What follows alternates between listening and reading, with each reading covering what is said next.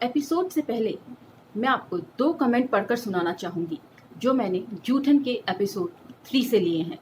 पहला कमेंट है आनंद बैगा जी का। वे लिखते हैं, उनकी ज़रूरतों को इतना कम कर दिया कि जूठन भी छप्पन भोग जैसा लगता था। देश के आम नागरिकों का हाल भी कुछ ऐसा ही किया जा रहा है। 2 वक्त की रोटी भी मिल जाए तो सरकार का गुणगान होगा। धन्यवाद आनंद बैगा जी इस कमेंट के लिए।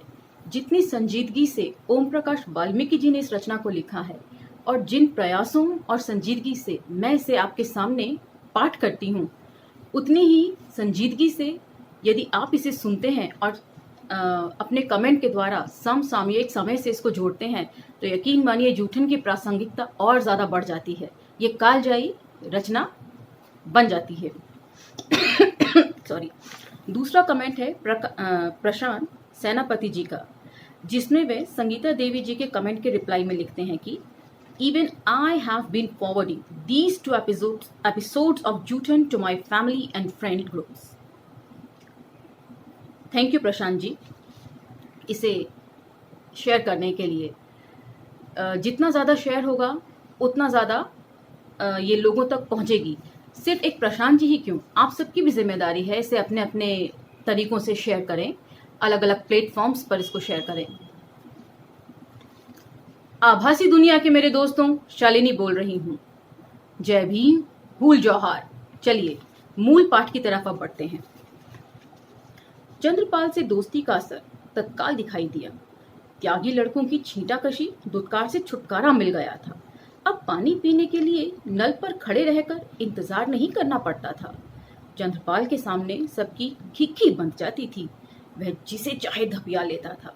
वैसे भी त्यागी लड़के गुजर लड़कों से डरते थे। अर्धवार्षिक परीक्षा में मैं अपने सेक्शन में प्रथम आया। इस परिणाम ने मेरे भीतर आत्मविश्वास जगा दिया था। परीक्षा के बाद मुझे कक्षा का मॉनिटर बना दिया गया था तथा पीछे से आगे बैठने लगा था। लेकिन कुछ अध्यापकों का व्यवहार अभी भी ठीक नहीं था। उनके रवैये में प्रताड़ना थी, उपेक्षा भाव था। मुझे सांस्कृतिक कार्यक्रमों क्रियाकलापों से दूर रखा जाता था। ऐसे वक्त मैं सिर्फ किनारे खड़ा होकर दर्शक बना रहता था। स्कूल के वार्षिक उत्सव में जब नाटक आदि का पूर्वाभ्यास होता था, मेरी भी इच्छा होती थी कोई भूमिका मुझे भी मिले, लेकिन हमेशा दरवाजे के बाहर खड़ा रहना पड़ता था। दरवाजे के भीतर खड़े रहने की इस पीड़ा को तथाकथित देवताओं के वंशज नहीं समझ सकते। तो देखा आपने प्रताड़ना के और आपको आगे ना बढ़ने से रोकने के कितने रूप हो सकते हैं। किसी तरह लड़ झगड़ के यदि आप वहाँ पहुँच भी जाएं जहाँ आप हैं तो कितने तरीकों से आपको रोका जाएगा। चलिए आगे बढ़ते हैं। तमाम शिक्षक त्यागी थे। छात्रों में भी संख्या त्यागियों की ही अधिक थी। उनके खिलाफ बोलने की स्थिति में कोई नहीं था। परीक्षा के दिनों में प्यास लगने पर गिलास से पानी नहीं पी सकते थे। हथेलियों को जोड़कर ओक से पानी पीना पड़ता था। पिलाने वाला चपरासी भी बहुत ऊपर से पानी डालता था, कहीं गिलास हाथों से छू ना जाए। स्कूल में एक पुस्तकालय था जिसमें पुस्तकें धूल खा रही थी।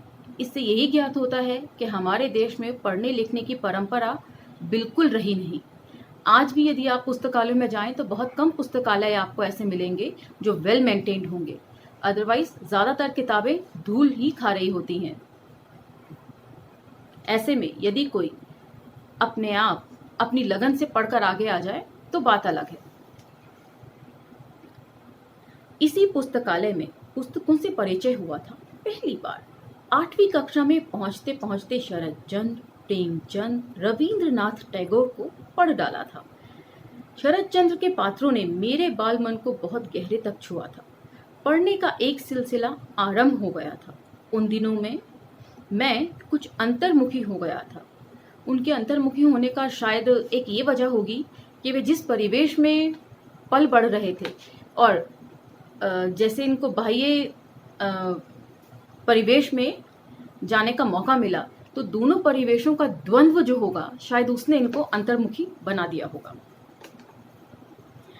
डिबिया विद इन ब्रैकेट्स धिबरी कि मंद रोशनी में माँ को उपन्यास कहानियां पढ़कर सुनाने लगा था। न जाने कितनी बार शरद चंद्र के पात्रों ने माँ बेटे को एक साथ रुलाया था। बस यहीं से शुरू हो गया साहित्य के संस्कार। अनपढ़ अछूत परिवार में जन्मे इस बेटे ने अपनी अनपढ़ माँ को आल्हा, रामायण, महाभारत से लेकर सूर सागर, प्रेम सागर, सुख सागर, प्रेमचंद की कहानियां, तोता मैना के किस्से जो भी मिला सुना दिया। अप्रैल 1993 में राजेंद्र यादव जी, संपादक हंस के हैं, का निमंत्रण मिला था। उन्होंने दिल्ली की मजदूर बस्तियों में कथा कथन के कार्यक्रम रखे थे। मुझे भी कहानी सुनाने का अवसर मिला। पहला कार्यक्रम वाल्मीकि मंदिर मार्ग में था। कहानी सुनाने पर एक अजीब सी अनुभूति हुई थी। उस रोज माँ की स्मृतियां ताजा हो गई थीं अचानक। साहित्य और पाठक के बीच का जो फासला है, उसे पाटने का इससे बेहतर तरीका और क्या हो सकता है। अनपढ़ जनमानस साहित्य पढ़ नहीं सकता। जो पढ़ सकता है वह खरीदकर पढ़ने की स्थिति में नहीं है। कथा कथन के माध्यम से साहित्य और साहित्यकार पाठकों के बीच जाकर एक सार्थक संवाद बनता है। यदि आज ओम प्रकाश वाल्मीकि जी हमारे बीच में होते तो अम्बेडकर नामा पर उनके मूल पाठ को आप तक पहुंचाने के प्रयासों से जरूर गौरवान्वित होते। अम्बेडकर नामा का मूल पाठ आप लोगों तक पहुंचाने के प्रयास हम कर रहे हैं, वह ओम प्रकाश वाल्मीकि जी को श्रद्धा सुमन के तौर पर हम समर्पित करते हैं। जैसे जैसे मेरी पढ़ाई आगे बढ़ रही थी, आस पड़ोस के उन हमरुम साथियों का साथ छूटने लगा था जो स्कूल नहीं जाते थे। भंगी बस्ती से सतपाल और हिरमू सिंह स्कूल जाने लगे थे, यानी 30 परिवारों से केवल 3 लड़के स्कूल जाते थे।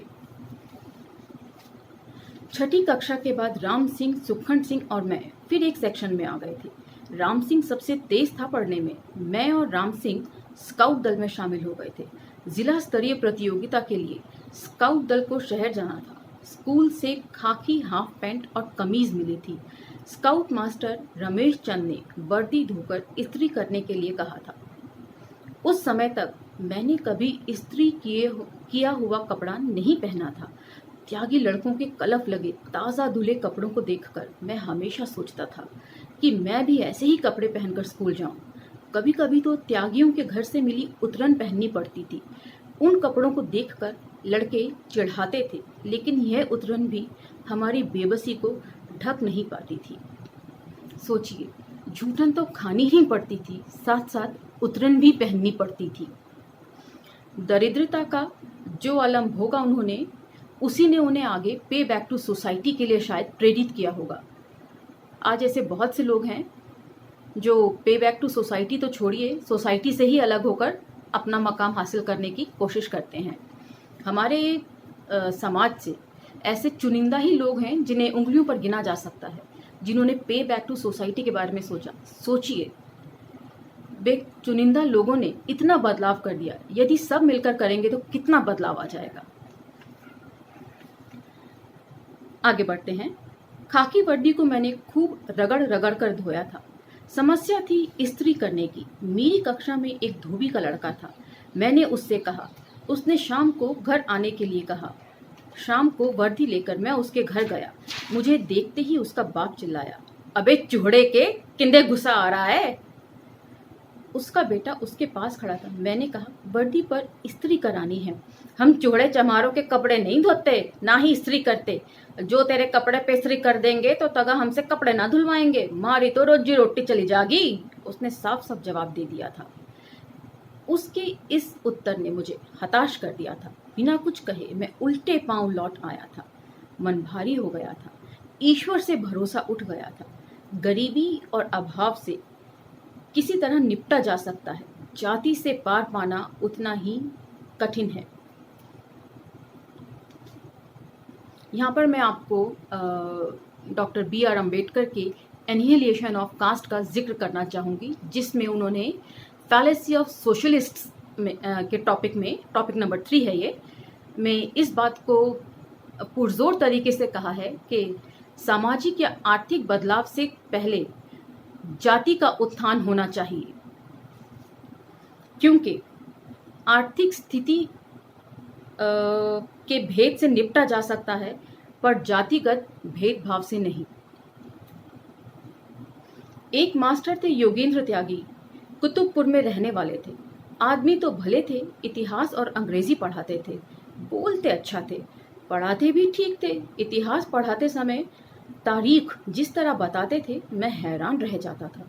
लगता था कि मास्टर साहब को इतिहास का बहुत ज्ञान है। इतिहास के प्रति मेरे मन में जिज्ञासा उन्होंने ही जगाई थी, जो आज भी बरकरार है। पिताजी को वे पहचानते थे। जब भी मिलते कहते, छोटन, अपने लड़के को पढ़ने से मत रोकना। इतना सब होने के साथ साथ वे कक्षा में मुझे अजीब सांसत में डाल देते थे। कोई गलती हो जाने पर पीटने की बजाय मेरी कमीज पकड़कर ऐसे खींचते थे कि कमीज अब फटी। मेरा पूरा ध्यान अपनी कमीज पर रहता था। अपनी ओर खींचते हुए पूछते, सुअर की कितनी सांटें अर्थात सुअर के गोश्त की बोटी खाई हैं? एक पाव तो खा ही लेते होगे। जब भी मास्टर साहब ऐसी बातें कहते, मुझे रोना आ जाता, आंखें छलक जाती थी। मास्टर साहब की बातें सुनकर पूरी कक्षा हंसने लगती थी। लड़के इसी बात को लेकर तंग करते थे, अबे चुहड़े के, सूहर खाता है। ऐसे क्षणों में मुझे वे तमाम त्यागी याद आने लगते थे, जो रात के अंधेरे में छुप छुप कर सूअर का गोश्त खाने भंगी मोहल्ले में आते थे। मेरा मन करता उन सब के नाम बता दूं, जो लोग छुप छुप कर गोश्त खाने आते थे। वे भी दिन में सबके सामने छुआछात बरतते थे। कैसी दोगली मानसिकता के लोग हैं ये। हर चीज पर्दे के पीछे से इन्हें चाहिए, सामने कभी नहीं आते। ऐसा ही एक नाम था, तेजा तगा। कई लोग उससे कर्ज लेते थे। कर्जा देने से पहले वह सूअर का गोश्त और शराब मांगता था। भंगियों के घर का बना तेज मिर्च वाला खाना उसे पसंद था। एक बार मेरे पिताजी ने भी उससे कर्ज लिया था। उस रोज पिताजी ने उसे कच्ची शराब पिलाई थी, सूअर का गोश्त भी खिलाया था।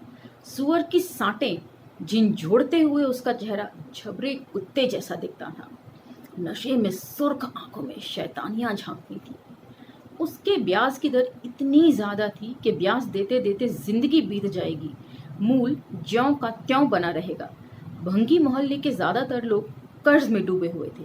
इसी कारण वह किसी भी ज्यादती का विरोध नहीं कर पाते थे।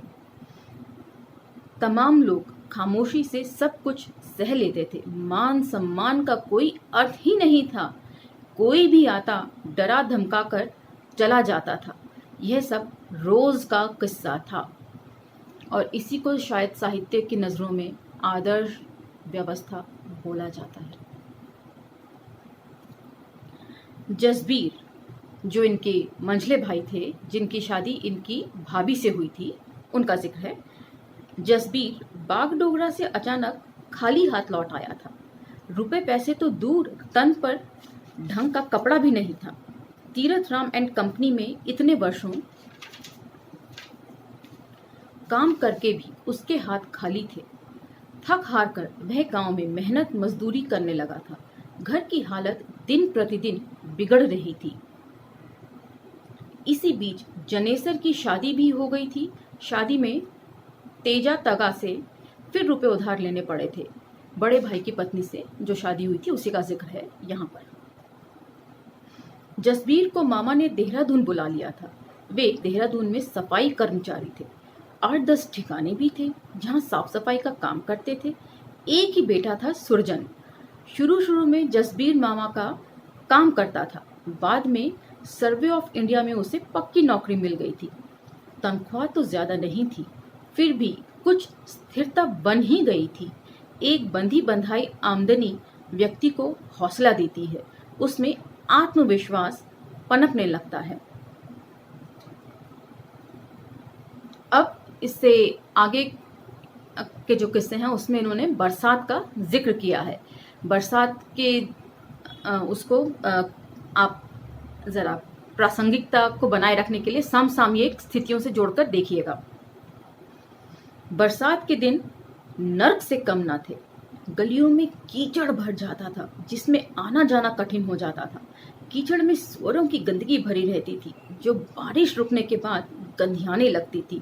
मक्खी मच्छर तो ऐसे पनपते थे जैसे टिड्डी दल। घर से बाहर निकलना दूभर हो जाता था। हाथ पैर गंदगी से भर जाते थे। पाँव में खारवे हो जाते थे। पैर की उंगलियों के बीच की जगह लाल लाल चकत्ते उभर जाते थे। उन खारवों में एक बार खुजली शुरू होती तो फिर रुकने का नाम ही नहीं लेती थी। महीनों रास्तों में कीचड़ और पानी भरा रहता था। पानी से निकलकर ही स्कूल जाना पड़ता था। हमारी बस्ती के इर्द गिर्द जौहर ज्यादा थे। उनका पानी गलियों में भर जाता था। तो ये था बरसात में होने वाली दिक्कतों का जिक्र। खत्म नहीं हुआ है, आगे अभी और है, लेकिन आप इसको देखिए। ये दिक्कतें पहले भी थी, ये दिक्कतें आज भी ऐसी बनी हुई हैं। पहले ये सिर्फ इन निम्न वर्ग के लोगों के ठिकानों के आसपास ही हुआ करती थी, लेकिन आजकल आप एमसीडी का जो हाल देख रहे हैं वो सभी को पता है।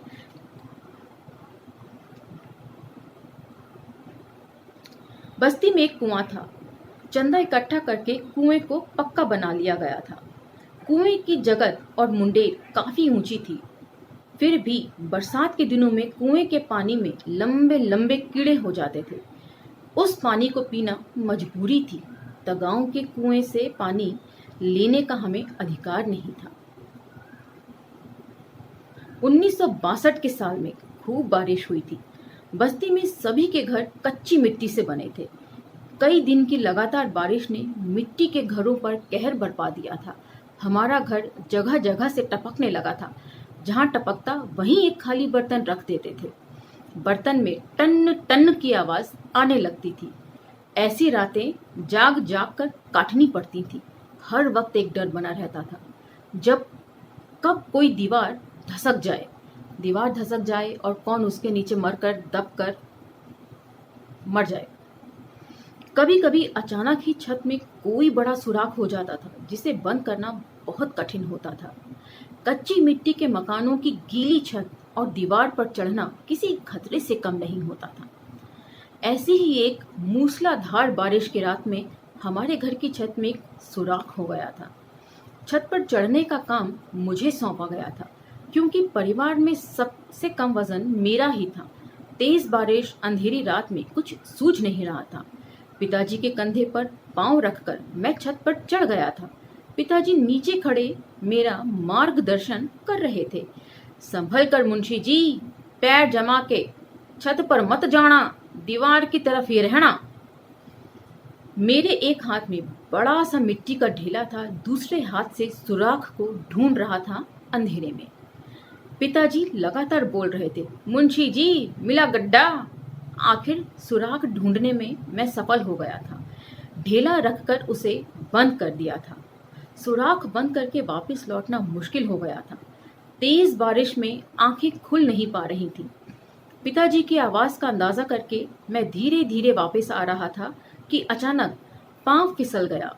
क्षण भर को लगा कि मैं हवा में हूँ, लेकिन उस अंधेरे में भी पिताजी की अनुभवी आंखों ने मुझे देख लिया था और मैं उनकी मजबूत पकड़ में आकर संभल गया था।